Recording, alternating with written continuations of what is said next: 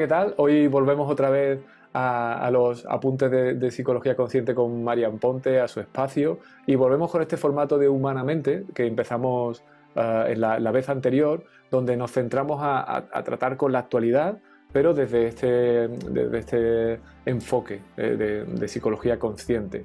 Hoy pues compartía conmigo antes de comenzar Marian un artículo que literalmente se llama Cosas que profesores y psiquiatras están viendo y no esperaban ver nunca en un niño, y confirma mucho lo que arrancábamos en el capítulo anterior de cómo estamos a nivel social, pero ahora con un enfoque más de niños. Así que ya saludo a Marian. Hola Marian, ¿qué tal? Muy buenas. Hola, muy buenas, Luis. Bueno, tremendo. Nosotros ya nos hemos leído el artículo. En el fondo lo que viene a decir es que se están viendo cosas sorprendentes a nivel psicológico, psiquiátrico, en el aspecto negativo, lógicamente, en nuestros colegios, en las aulas de nuestros hijos. Y bueno, yo creo que es un maravilloso tema. Yo como padre lo tengo ahí muy presente para que trabajemos y podamos comentar aquí, ¿no? en este diálogo de Humanamente. Bueno, decíamos justo antes de empezar que parece que te has adelantado o que lo has visto, porque tú ya me comentabas que incluso antes de la pandemia, ya ibas diciendo que intuías que iba a incrementarse mucho todo esto, ¿no? En jóvenes, en adolescentes, todos estos problemas psicológicos, psiquiátricos. Pues sí, Luis, por desgracia la sociedad, como tú bien sabes, poco a poco, y yo lo estoy viendo desde, como dije la otra vez, que cada vez hay más tendencia al narcisismo, a la psicopatía y a la deshumanización. Donde cada vez hay menos sensación de tener un futuro, de poder disfrutar, de que todo tenga sentido, y hay una pérdida de significado que socialmente se estaba ya gestando. Claro, solo ha faltado la mala gestión de la pandemia y el no anteceder lo que podía pasar en adolescentes y en niños, por lo que evidentemente ya se han empezado a dar las primeras muestras. Yo el año pasado tuve que atender a algunos adolescentes, que yo normalmente atiendo más adultos, y honestamente la sensación era terrible. Un grado de exigencia enorme, muy concentrados en no poder estudiar o en tomarse los estudios de forma muy seria. Al mismo tiempo, muy poco tiempo para ellos, para disfrutar de la vida, y con una sensación de no encaje, y se están implementando, pues, la verdad, las depresiones y la ansiedad están implementándose muchísimo. No sé si podemos hablar de un 3, un 4%, 40%, perdón, y más. Y ya no te digo los índices de ideas suicidas. Esto es tremendamente preocupante. O sea, sí, es algo que como sociedad tenemos que empezar a atajar. Y ya no es un tema de los adolescentes, es cómo se está manejando el mundo social. Ya. Bueno, yo tengo aquí en digital, ya sabes, yo soy muy de digital, tengo aquí tu libro, el libro que ya por fin está disponible, de esos dos que hablábamos en el episodio anterior, el que enfoca en los niños, ¿no? Como aquí se verá seguramente en modo espejo, pues se llama La conciencia, los niños, las actitudes y las ideologías. La psicopatía social en auge, espejo de una sociedad. Este es uno de tus dos nuevos libros, que además los has publicado ahí en tándem, del que ya hablaremos muy en profundidad, pero bueno, en el fondo tú también ya estabas viendo la necesidad, ¿no? O incluso me decías que te estaban pidiendo la necesidad de profundizar sobre esta parte concreta, ¿no? Sí, mira, este libro que dices tú es este, en concreto. Ah, mira, lo tienes en papel. A mí me gusta mucho digital, pero en papel me da también un poco de envidia. Lo tendré, me encanta el papel.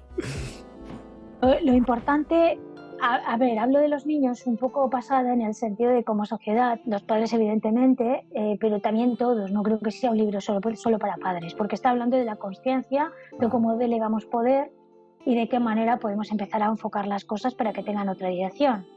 Y evidentemente que haya una involucración cada vez más mayor de la sociedad, y en este concreto de los padres, que también empiecen a dirigir un poco lo que quieren para sus hijos, porque no se puede ir delegando ni en el colegio ni en las instituciones lo que es el futuro de los niños. Además, cuando estamos viendo que en una sociedad cada vez hay más depresión y más ansiedad, que cada vez hay gente más medicada en edades tempranas, que está subiendo el índice de trastornos mentales, y bastante, y al mismo tiempo los suicidios en adolescentes. Terrible. Pues evidentemente como sociedad pues tenemos que empezar a dar un significado nuevo de solidaridad, de intercambio, de comprensión, donde la competición, la competitividad y el aislamiento empiece cada vez a no formar parte de vivir en sociedad. Y que las personas entiendan, ¿no?, que el significado también está en compartir, en dar y en recibir y en tener amor. Porque ¿cómo vas a construir algo desde un lugar insolidario? Que Claro, tenga sentido para vivir. Perdón. Sí. Sí, no, es que claro, me llega esa reflexión. Tú decías, ha pasado de los adultos a los niños, ¿no? Que en el fondo yo lo interpreto, o a mí me llega como ha pasado del presente al futuro. Es decir, ha pasado de que los que les tocaba competir ya, los adultos, ¿no?, en este entorno de competencia, generaban esa ansiedad por las dificultades y tal, a que ya todo se proyecta a futuro y ya esas personas que en teoría ya se les dice que tienen que competir a un futuro, no ven futuro y entonces ya les genera pues desde ese preciso instante una ansiedad por aquello que ven que no van a poder alcanzar, ¿no? Sí. Por un lado. Dime. Sí, eso por un lado, pero además es que hay una tendencia social a estar descontentos por todo, Sí. al mundo de la queja, al mundo de no hacer nada, al mundo del individualismo, a la falta de ver las necesidades ajenas y evidentemente cada vez hay más lastre en la empatía y todo va sumando y con la sensación de crisis económica inminente, pérdidas de todo tipo, sumado a cómo se ha gestionado estos 2 años, que ya venían de lejos todas estas inercias, a un mundo esclavista, porque si somos honestos, la gente trabaja más horas que un reloj.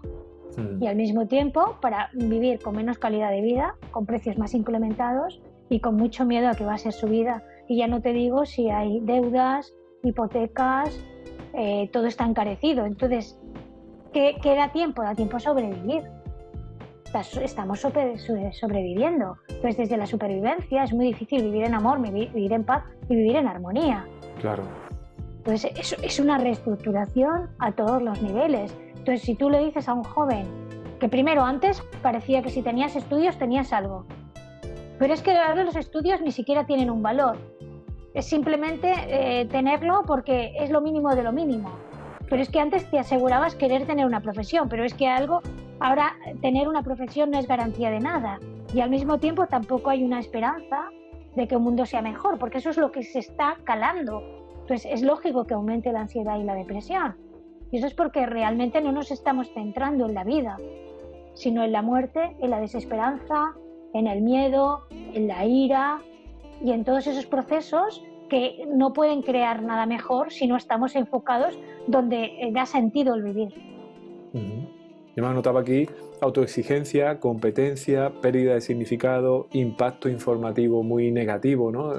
Desde los medios estándares y también desde las redes sociales, ¿no?, que a los adolescentes, a los jóvenes les llega mucho y les impacta mucho. Digamos que, y claro, y la consecuencia, ¿no?, de la desesperanza, del miedo, la ansiedad. Es verdad que cuando uno ve ese escenario se siente también un poco como pesimista, ¿no? Es como decir, bueno, ¿qué hacemos en casa para, o al menos hay algo que podamos hacer en casa frente a todo eso tan global que pueda ir sumando al menos a nuestros hijos, ¿no? Desde nuestros propios hijos. ¿Qué propones? Por supuesto, Luis. Primero, reducir las horas de tecnología. Y ver unas horas que sean razonables. Y no porque la tecnología sea mala en sí, sino porque también de alguna manera está sustituyendo otras cosas. O sea, tenemos que generar un balance. Entonces tiene que haber situaciones donde podamos disfrutar de nuestras relaciones, podamos disfrutar de nuestro tiempo, podemos tener aspectos de solidaridad, aspectos de empatía y que muchas cosas vuelvan a la normalidad, porque aún no se ha vuelto a la normalidad. Pues mucha normalidad muchas veces es distraerse para no, de alguna manera, afrontar la vida. Entonces la distracción no es un afrontar la vida.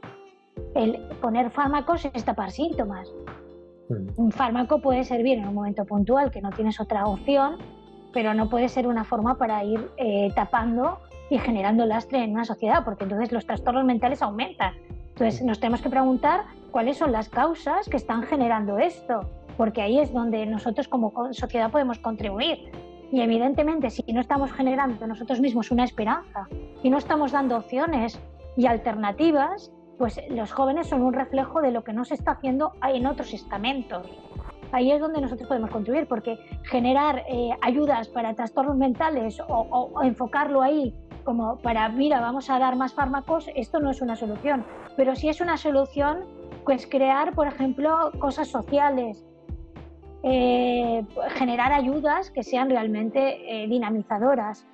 Por ejemplo, una de las cosas que no tiene sentido es que, por ejemplo, se pusieran a dar ayudas a jóvenes para 400 euros para que vean y tengan actividades donde disfruten, sí. Pero ¿qué pasa con las madres que no tienen para pagar en los comedores a final de mes?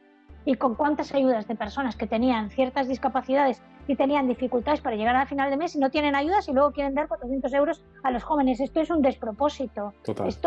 Y además esto es una distracción y un atentado al corazón humano y a las relaciones. O sea, facilita que los jóvenes trabajen y se sientan integrados, pero no les des ocio para que se lo gasten de esa manera y aprendan a no ser responsables. Y así un montón de cosas. Entonces tenemos que ver dónde están los flancos para decir, vale, como padres, ¿qué es lo que nos ayudó a nosotros a que construyéramos una familia, tuviéramos unos valores y de alguna manera estuviéramos resguardados de no intoxicarnos? Fíjate que en el libro, ¿sí? Ajá. La idea que alguna persona no ha entendido o ha criticado es porque coges la familia tradicional. Yo no me estoy metiendo con la familia no tradicional, sino lo que estoy diciendo es que los valores familiares, ¿no?, tengan delante de las tormentas, tengan su lugar para que siempre haya una parte de sol y una parte de guía.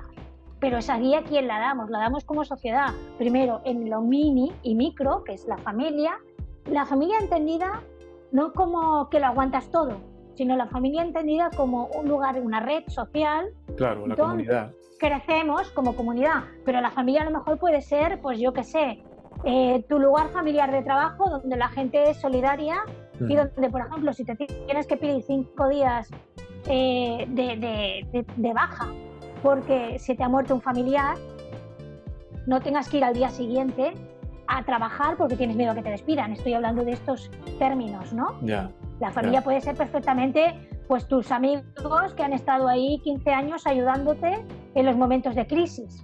Pero qué curioso, pero María. Evidentemente también viene de curioso. Cuando, sí. Perdona, pero desde que has mostrado la portada del libro, pienso, qué curioso que ante un libro que tiene una portada concreta que busca reforzar ciertas cosas que hasta se pueden generalizar, lo primero que llega es el que se siente excluido, el que va a criticar porque no está reflejado, ¿no? O sea, al final estamos en un momento, yo creo que eso lo hace también tan complejo, donde estamos predispuestos a sentirnos ofendidos. Es decir, voy buscando en cada cosa que pasa qué error o qué exclusión se está generando para cargar contra eso, ¿no? En lugar de decir, bueno, ha representado una posible familia o ha representado una metáfora de lo que es sentirte cubierto. No, es que ahí no se representan todas las familias que hoy en día, pero es que, ¿qué tiene que ver eso? O sea, al final, digamos que el problema está en que cuando se intenta generar comunidad, las personas van más a ofenderse por lo que no se recoge que a poder beneficiarse de lo que se está recogiendo allí, ¿no? Y me choca mucho, por eso te quería hacer ese comentario, porque ¿por qué no nos centramos en lo que pretende transmitir y no en a quién se puede ofender simplemente ya no ofender porque se dice algo negativo sino por no estar? Pero ¿cómo podemos recoger todo, no? Es una sociedad cada vez más atomizada. Entonces, claro, cada vez siento que todo lo demás me está ofendiendo. Claro, tú has dicho dos cosas importantes. Una es que las personas se tendrían que preguntar ¿para qué tanta lucha? Claro. Y sí. de dónde viene su sentimiento de exclusión. Y cómo facilitar vivir en una inclusión donde se incluya todo. Porque eso está más cercano a la esencia. Pero si vamos perdiendo la esencia de las cosas y vamos perdiendo que todo forma parte de una totalidad donde tenemos que ver cómo sumamos y no cómo restamos, Evidentemente, cuando se parte de un sentimiento de individuación mal llevado y no se entiende que todos necesitamos de todos y que la suma de todos puede generar una sociedad plural, auténtica y con valores solidarios, evidentemente se pierde de vista lo que es el amor. Pues nos tenemos que preguntar cómo es que hay una pérdida de los valores fundamentales, cómo hay una pérdida del amor y de lo que hace que una sociedad sienta realmente ese paraguas protector, que tendría que empezar, por supuesto, por las instituciones. Pero evidentemente, si no hay familia y no hay núcleos que se formen con valores fundamentales, no va a haber instituciones tampoco, porque en realidad, si vamos delegando nuestras funciones, si no vamos enfocando hacia lo que nos permite funcionar con valores que nos humanizan, porque estamos hablando de valores que nos humanizan, no puede darse humanidad. Entonces, ¿por dónde empezamos? Por nosotros. Después empezamos por lo que se puede generar o generalizar ese tipo de valores. Y en todo caso, mojarnos en facilitarnos. Y en lo que no nos guste y en lo que no sea de derecho y en lo que no sea saludable para mí y para los demás, pues no cogerlo. Claro, y si hay... Sí, discúlpame. Tú hablabas, es que es un tema que me hace saltar tanto, ¿no? Disculpa que te interrumpa. Hablas en el libro de las creencias de los padres, ¿no? Y es un apartado de uno de los primeros capítulos. Al final es que como no transformemos eso, como no seamos capaces desde ahí de transformar eso, ¿cómo vamos a poder influenciar a nuestro hijo? O sea, yo cuando intento mostrar o enseñar o transmitir empatía a mi hija ante el que le está molestando incluso, pues mira, tendrá un problema, a lo mejor incluso te admira y no sabe cómo expresarlo con 6 años, o si no simplemente a lo mejor se siente inferior o tiene un problema y lo muestra así, que no implica que tengas que soportar que te haga eso, pero que entiendas tal.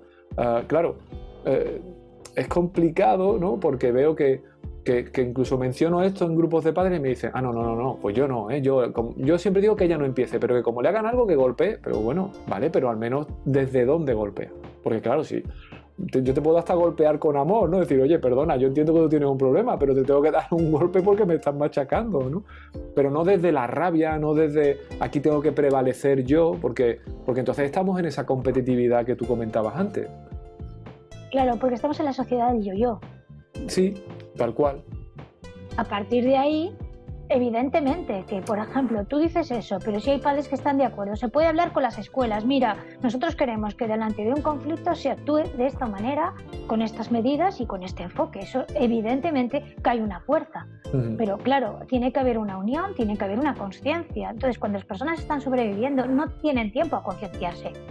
Y eso también favorece que determinados grupos del sistema se enriquezcan y que de alguna manera se rellenen las necesidades de esas personas pues con el consumo. Es decir, eso también estamos siendo esclavos de un empezando consumo por los fármacos, y de una rueda. Empezando por el consumo de fármacos a los niños, que estamos medicándolos desde muy pequeños, que muchas veces, es verdad que hay veces que los padres no tenemos recursos y otras que quizá vamos por el camino sencillo. Oye, pues si un experto ha dicho que le damos medicación y problema resuelto, ¿no? Y claro, hay mucho más esfuerzo en tratar de transformar tu propia creencia y a tu hijo desde generar con él espacios seguros, desde compartir con él mucho tiempo, que la sociedad a veces que ni nos lo permite. Es decir, hay un trabajo muy profundo que hacer ahí y lo otro es una pastillita. Claro, yo por ejemplo hace un tiempo escribí un par de artículos que era como cocaína visual, ¿sí? Ahí estaba explicando lo que podía pasar en niños pequeños si se les daba tecnología para calmarlos, porque claro, ¿quién tiene que calmar a esos niños? Una mirada, contacto, un afecto, una palabra. Además sabemos desde la psicología y desde teorías nuevas, ¿no? Como la teoría polivagal, que se requiere una mirada con otra mirada para regular el sistema nervioso y que hay una vía que se llama vagal ventral, que es lo que nos permite esa modulación y esa relación social que favorece la corregulación. Y es que tú te regulas a través de un otro significativo. Pero si, por ejemplo, como yo hace años empecé a ver, se le daban a los bebés los móviles en el metro, cada vez que se enfadaban y les daban una tablet o un móvil y estaban con las lucecitas entretenidas, después eso va a traer en su mente, que está en crecimiento, y en su cerebro, que está en crecimiento, pues diferentes déficits y problemas posiblemente de cercanos al autismo. Entonces, si nosotros no vemos las consecuencias ¿Y por qué hay tantos problemas de hiperactividad en este Uy, momento? justo te iba a hacer esa pregunta. Justo te iba a hacer esa pregunta. Te iba a decir, pero tiene que ver. ¿tú crees realmente o que toda la hiperactividad que se está diciendo es un tema realmente fisiológico tal? ¿O crees que es un tema de entorno, de ambiente y que la hiperactividad es una respuesta a cómo estamos nosotros respondiéndoles a ellos, ¿no? O no respondiéndoles a los niños? Porque me cuesta mucho admitir esa enfermedad, ¿no? En cuanto a, y lo digo, quiero decir, yo soy un don nadie y seguro estaré equivocado, ¿no? Pero me cuesta mucho pensar en la hiperactividad desde una perspectiva de enfermedad, o al menos desde una causa, es que mi hijo es hiperactivo. No, se está generando un comportamiento, me parece a mí, en base a lo que está viviendo él. No sé si coincides conmigo o estoy loco y de verdad debería callarme, ¿no? Luis, eres un don alguien, porque puedes opinar perfectamente porque tienes hijos y también tienes vista, tienes una sensibilidad y te estás dando cuenta de que hay cosas que no son de recibo. Esto es un tema social, es un tema de todos. Ya no es de un experto porque es un psicólogo o es un psiquiatra o es alguien que trabaja en salud. No, yo también en este momento, además de hablar como psicóloga, también hay una parte humana que veo en la sociedad y desde ahí puedo opinar. Está claro, Luis, que no es lógico que aumente el déficit de hiperactividad porque esto está mostrando un síntoma. Y yo no lo veo como una enfermedad, sino como un síntoma que nos explica el desbalance que se está dando y que motormente los niños están expresando porque no tienen los recursos ni se les está dando las herramientas que facilitan esa regulación y esa parte de sentirse protegidos bajo ese paraguas. Eso que sería de alguna manera el contexto social, sean los padres, sean la escuela como alguien que complementa, pero no evidentemente la educación. No tienen toda la responsabilidad, que a veces también los profes van desbordados, un grupo de iguales que esté en condiciones y que no de alguna manera saquen la frustración, pues cada vez pues bebiendo más alcohol, como está pasando, en edades más tempranas consumiendo antes drogas y de alguna manera ver quién se emborracha antes y termina peor. Es decir, que esto también es un síntoma de que no se está gestionando, cómo es que hay jóvenes que se aburren y de alguna manera tienen que matar el tiempo en lugar de disfrutar de la vida que ese tiempo te da, que es valioso y preciado. Entonces ahí es donde nos cuestionamos como sociedad y ya no es un tema de adolescentes, que si están mal y que si se ha implementado el índice de María, que están fumando y que también los adultos, no. Es que eso está respondiendo a que hay muchas necesidades que no están cubiertas. ¿Y cómo es que los cubrimos con cosas externas y no hay la capacidad de autorregularnos como individuos y de alguna manera mostrar nuestra vulnerabilidad? Parece que la vulnerabilidad o el mundo emocional cada vez molesta más. Pues esto también está hablando como sociedad de que estamos generando una psicopatía, porque el mundo emocional es la muestra de si estamos yendo por no es un radar, de si estamos yendo por buen o no buen camino. Uh-huh. Pero también los jóvenes ahora cada vez tienen más autolesiones. ¿Qué está pasando para que se tengan que autolesionar porque no pueden sostener todo el peso de lo que de alguna manera no está colocando ni la propia sociedad ni los propios adultos que se supone que son modelos? Ahí es donde yo apunto, ¿no? No sé cómo lo ves tú. Sí, yo lo que quiero un poco por ir aterrizándolo y concluyendo, ¿no? En estos tiempos ya estamos superando los 20 minutos, hoy de nuevo sin descanso, lo haremos así siempre en Humanamente, porque creo que no da ni para hacer una pausa. Es que al menos me parece que lo fundamental es que empiece a establecerse una línea de diálogo, es decir, que empecemos a hablar de esto desde esta perspectiva, de construir y de generar desde ahí comunidad. Y por tanto a mí lo que se me ocurre, siempre te pido consejos, sugerencias. Yo lo que voy esta vez a pedirle el consejo o la sugerencia a los que nos oyen o a los que nos ven. Es decir, si ellos consideran que esto tiene la importancia, no quiero decir ni la gravedad, la importancia que nosotros le estamos dando para el presente y para el futuro de la sociedad y de nuestros hijos, pues que nos lo pidan, o sea, que nos pidan que profundicemos más en esto, que hagamos capítulos más monográficos, que hagamos en algún momento alguno abierto donde pueda haber padres y preguntar. Quiero decir, no sé si a ti te parece razonable que les hagamos este ofrecimiento, que si ellos lo piden, pues nosotros nos centremos más en este libro, como tú has empezado a hacer, ¿no? En este tema, como tú has empezado a hacer con tu libro. Y y que a partir de ahí podamos avanzar. ¿Qué te parece? A mí me parece estupendo, Luis, porque yo ojalá no hubiera tenido que escribir ese libro, pero las cosas son como son, vienen como vienen, y es una llamada un poco a que cada uno desde su lugar conciencial se dé cuenta que cuando no actúa también está de alguna manera aceptando que la sombra social aumente. Muy bien, pues... Perdona, discúlpame. Termina, no quiero interrumpirte, pensaba que... No te preocupes. Y que desde ahí, evidentemente que hay muchas cosas que hacer, porque igual que podemos poner el foco en un sitio, lo podemos poner en otro. Y eso cambia totalmente el mundo en el que vivimos. Muy bien, pues me quedo con eso. Pueden dejarlo en comentarios en el vídeo, si lo ven de YouTube, enviar mensajes desde los servidores de podcast, pero sobre todo marianponte.com, que allí está el correo, que manden un correo, oye, me interesa este tema, que nos lo vayan haciendo ver como cualquier otro, ¿vale? Pero si este es, pues que nos lo hagan saber y profundizaremos, haremos un monográfico del libro, haremos lo que sea necesario para que podamos ir generando esta conciencia. Así que les emplazamos a todos el que nos oye y nos ve, o la que nos oye y nos ve, para ser inclusivo, un poquito más, y que nadie se queje en eso y en el siguiente programa que haremos en breve. Muchísimas gracias, Marian, por toda tu aportación, como siempre, y por permitirme estar aquí disfrutándolo también. Gracias a ti, porque la realidad es que todos sumamos para hacer un mundo mejor. Muy bien, pues me quedo con eso. Muchísimas gracias a todos los que estáis ahí, y de verdad, hacernos saber si es una temática sobre la que profundizar. Un saludo grande y hasta la siguiente.